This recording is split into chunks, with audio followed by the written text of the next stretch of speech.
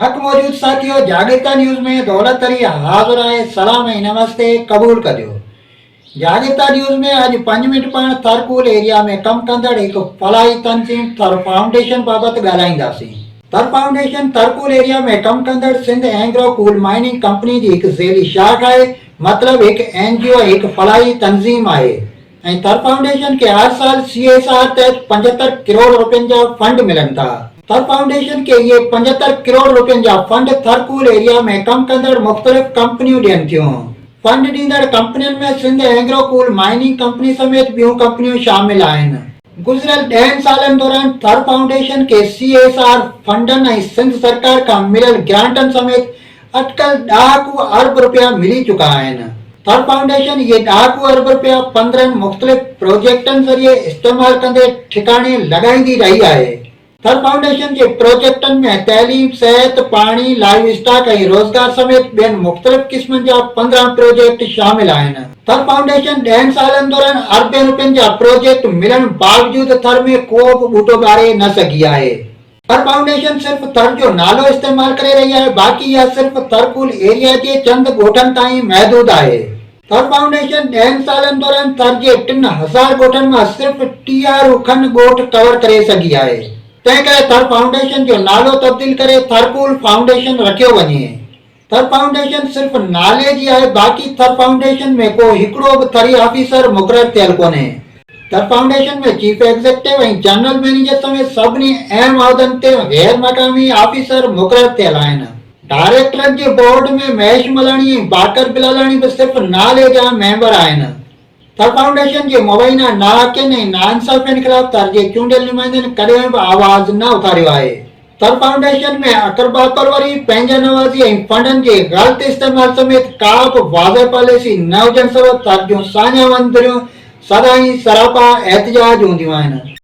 थर फाउंडेशन जे अरबे रुपयनि जे फंडनि में वॾे पैमाने ते मुबैना करप्शन थियण जूं ख़बरूं पिणु आम आहिनि।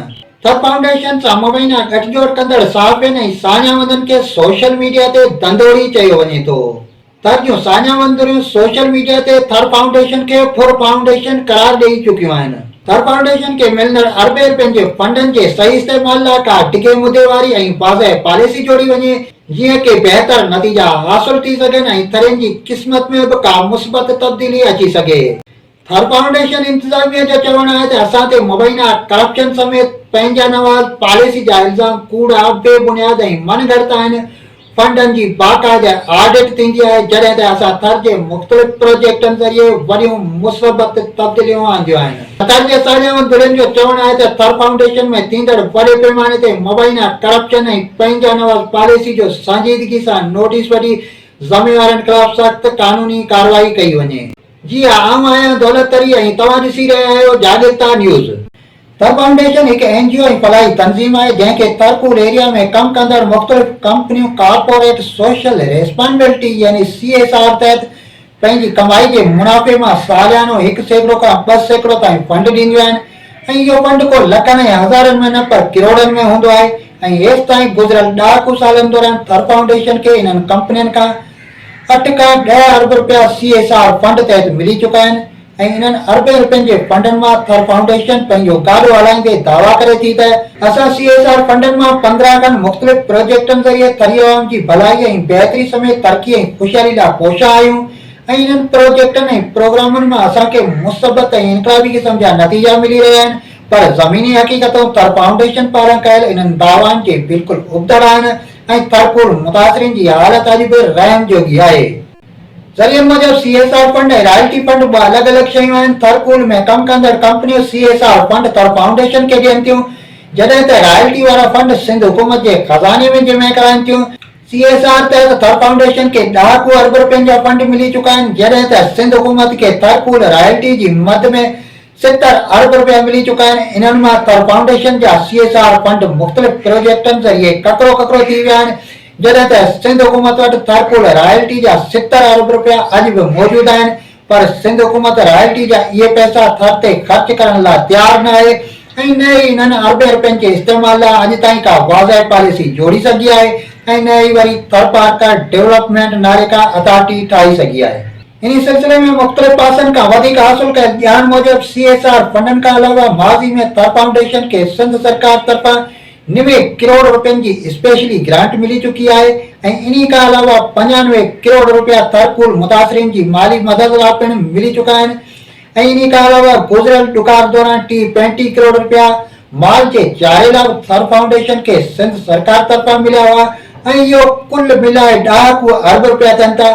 पर वरी बदकिस्मती चइजे जो थर फाउंडेशन अरबें रुपया ख़र्च करण बावजूद थर कुल मुतासरीन जी ज़िंदगी में का बि ख़ातिर खां तब्दीली आणी न सघी आहे, जॾहिं त उन्हनि खे उबतड़ दावाऊं वरी थर खे पेरिस बणाइण वारियूं कयूं वञनि थियूं। वाज़ह रहे त थर फाउंडेशन 10 साल गुज़रण बावजूद थर में को बूटो ॿारे न सघी आहे ऐं इहा सिर्फ़ थर कूल एरिया जे चंद ॻोठनि ताईं महदूद आहे, जॾहिं त ज़िले थरपारकर में नंढनि वॾनि ॻोठनि जो तइदाद 3000 खां मथे आहे।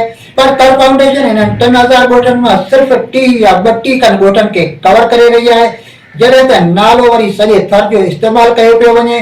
जंहिं अमल ख़िलाफ़ थर जो सान्यावंदरियूं सरापा एहतिजाज आहिनि ऐं संदन मुतालबो आहे त थर फाउंडेशन जो नालो तब्दील करे थर कूल फाउंडेशन रखियो वञे, छाकाणि त थर फाउंडेशन महदूदी थर कूल एरिया ताईं आहे। ॿिए तरफ़ ज़रियनि मूजिब थर फाउंडेशन सिर्फ़ नाले जी आहे ऐं तंज़ीम जे अहम इंतज़ामी उहिदनि ते को हिकिड़ो बि थरी ऑफिसर मुक़ररु थियल कोन्हे।